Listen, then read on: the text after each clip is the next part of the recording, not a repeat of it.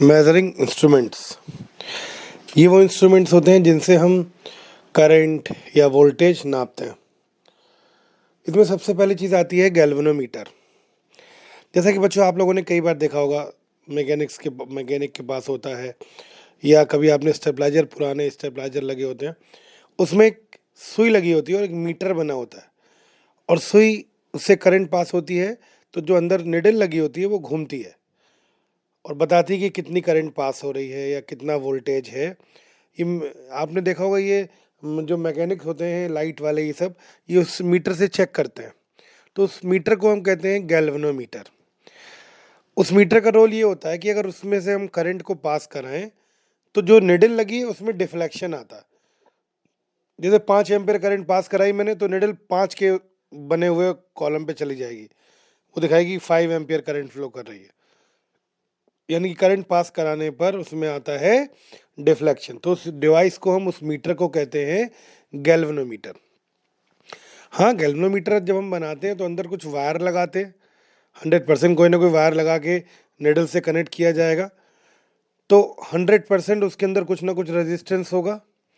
तो गैल्वेनोमीटर के रेजिस्टेंस को हम गैल्वेनोमीटर रेजिस्टेंस कहते हैं, इंटरनल रेजिस्टेंस ऑफ गैल्वेनोमीटर कहते हैं, और कैपिटल जी से रिप्रेजेंट करते हैं, कैपिटल जी से। That is the internal resistance of.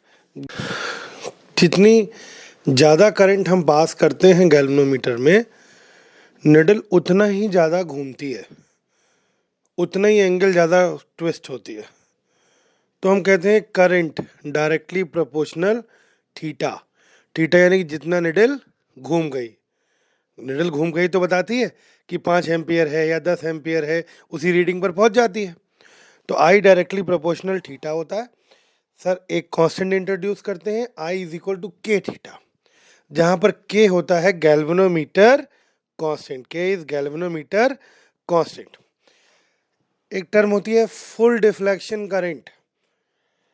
जितनी करंट गैल्वेनोमीटर से पास होती है उसको हम कहते हैं फुल डिफ्लेक्शन करंट। साहब है तो ये फुल डिफ्लेक्शन, ऐसा लगता है कि पूरा डिफ्लेक्शन करा है, नहीं, इसका आप सिंपल मतलब समझिएगा। गैल्वेनोमीटर से पास होने वाली करंट को फुल डिफ्लेक्शन करंट हम कहेंगे। क्वेश्चन में भी यही लगाएंगे।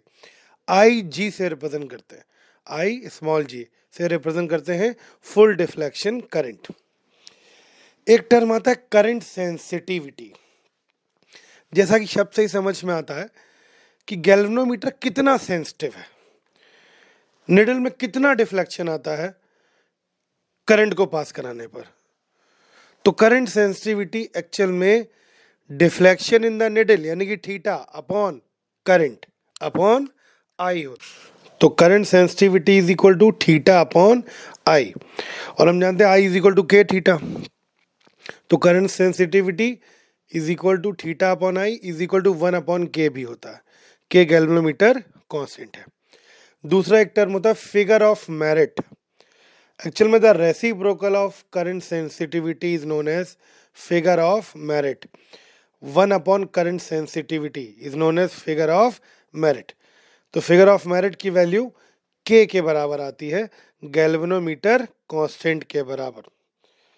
उसके बाद एक टर्म आती है शंटिंग। एक्चुअल में शंटिंग का मतलब होता है a small resistance connected in parallel. एक छोटा रेजिस्टेंस पैरेलल में कनेक्ट कर देना। बेसिकली शंटिंग का जो काम है वो ये है कि ओवरऑल रेजिस्टेंस की वैल्यू को कम कर देना। जैसे कोई रेजिस्टेंस है 1000 ओम का, और उसके पैरेलल में मान लीजिए मैं 1 ओम जोड़ दूं और फिर इक्विवेलेंट निकालूं, तो इक्विवेलेंट रेजिस्टेंस पैरेलल में जोड़ने पर 1 से भी कम आएगा। तो शंटिंग का एक्चुअल काम होता है इक्विवेलेंट रेजिस्टेंस की वैल्यू को कम कर देना। सर उसके बाद एमीटर।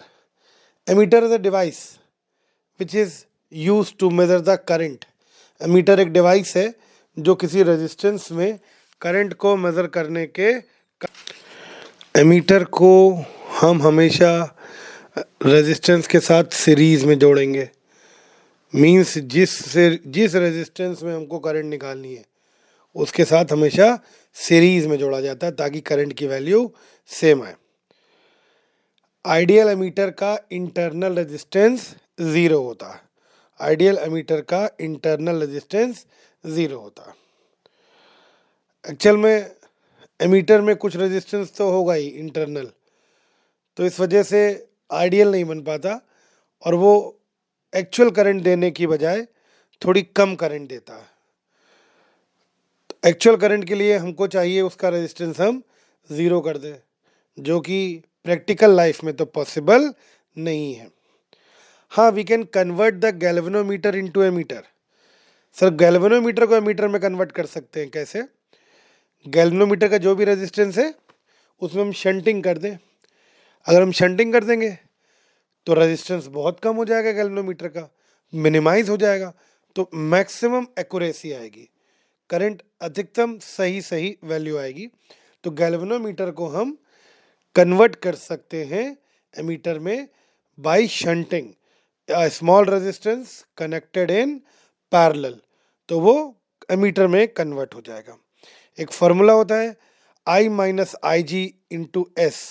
एस मतलब शंट का रेजिस्टेंस, I मतलब टोटल पास होने वाली करंट, G मतलब गैल्वेनोमीटर का रेजिस्टेंस। तो कई बार शंट का रेजिस्टेंस पूछते हैं तो फार्मूला याद रखिएगा, S is equal to I G into G upon I minus I G. फिर से बोल रहा हूँ, S is equal to I G into G upon I minus I G. ये एमीटर को गैल्वेनोमीटर में कैसे कन्वर्ट करते हैं और ये इसका फॉर्मूला। उसके बाद बात आती है वोल्ट मीटर। वोल्ट मीटर ऐसी डिवाइस होती है जो वोल्टेज को नापती है, और वोल्टेज को अगर हमें एग्जैक्ट नापना है तो हमें वोल्ट मीटर को पैरेलल में कनेक्ट करना चाहिए, क्योंकि पैरेलल में वोल्टेज सेम होता है। तो किसी भी रेजिस्टेंस के अक्रॉस अगर हमें वोल्टेज निकालना है तो उसको हम पैरेलल में कनेक्ट करें। और वोल्ट मीटर एक्यूरेट रीडिंग तब देगा जब उससे करंट पास ही ना हो, तभी वो वोल्टेज एकदम एक्यूरेट देगा। तो वोल्ट मीटर आइडियल तब माना जाता है जब उसका रेजिस्टेंस इनफाइनाइट हो। तो आइडियल वोल्ट मीटर का रेजिस्टेंस इनफाइनाइट होता है।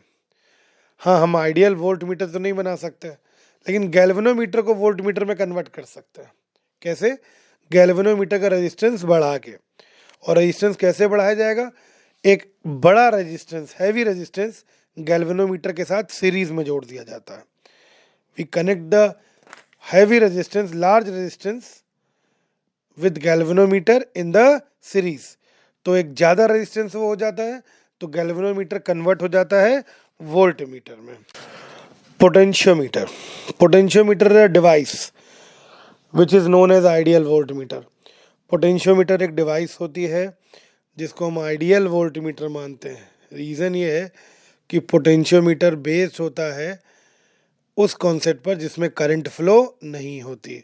आपने देखा होगा एक्सपेरिमेंट 12th में जॉकी होती है, उसको ऐसी जगह पे लगाते हैं जो गैल्वेनोमीटर की रीडिंग ज़ीरो आए, यानी कि वो डिवाइस होती है जिसमें करंट फ्लो नहीं होती। और अगर करंट फ्लो नहीं हुई तो फिर वो आइडियल वोल्ट मीटर ही कहलाएगा, क्योंकि इसमें करंट फ्लो नहीं होती, वो एग्जैक्ट वोल्टेज ही नापेगा।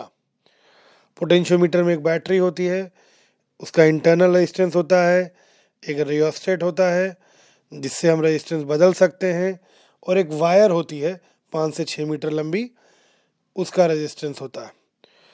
एक टर्म आता है पोटेंशियल ग्रेडियंट।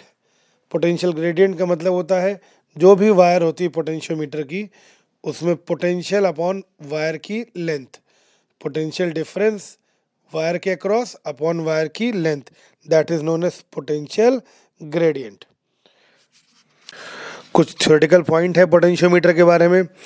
पोटेंशियोमीटर वायर का जो स्पेसिफिक रेजिस्टेंस होता है वो हाई होता है, और जो कोफिशिएंट ऑफ टेम्परेचर रेजिस्टेंस होता है वो कम होता है पोटेंशियोमीटर का।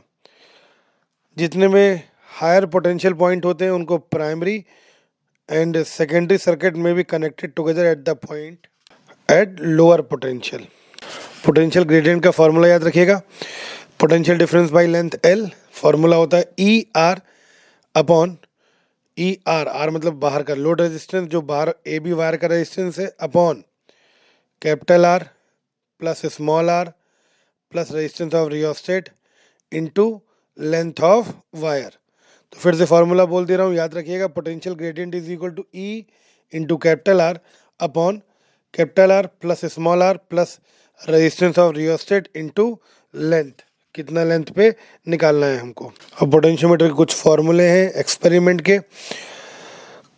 कंपैरिजन करा जाता है बैटरीज में। तो दो बैटरी को अगर हम जोड़ के लगा दें E1 और E2 और एक बार उनकी पोलैरिटी बदल दें, E1 माइनस E2 कर दें और लेंथ निकालें जॉकी से, एक बार लेंथ L1 एक बार लेंथ L2, तो E1 plus E2 upon E1 minus E2 is equal to L1 upon L2 होता है, या फिर E1 by E2 is equal to L1 plus L2 upon L1 minus L2 होता है। फिर से फॉर्मूला बोल दे रहा हूँ, E1 plus E2 upon E1 minus E2 is equal to L1 upon L2, या E1 upon E2 is equal to L1 plus L2 upon L1 minus L2।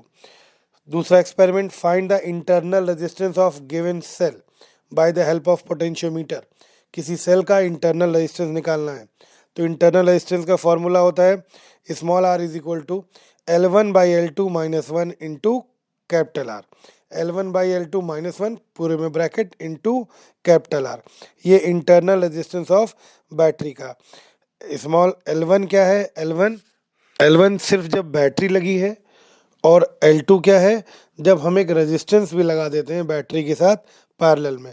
तो जब आप पोटेंशियोमीटर डिटेल पढ़ेंगे तो आप ये पूरा एक्सपेरिमेंट पढ़ेंगे, लेकिन फॉर्मूला याद रखिएगा, R is equal to L1 upon L2 minus 1 into capital R. Potentiometer से दो बैटरी के EMF का कंपैरिजन करना है, तो E1 by E2 is equal to L1 by L2। E1 by E2 is equal to L1 by L2 होता है। फिर आप पढ़ेंगे meter bridge. Actual meter bridge is a practical application of Wheatstone bridge. Meter bridge जो है वो practical application होता है व्हीट स्टोन ब्रिज का।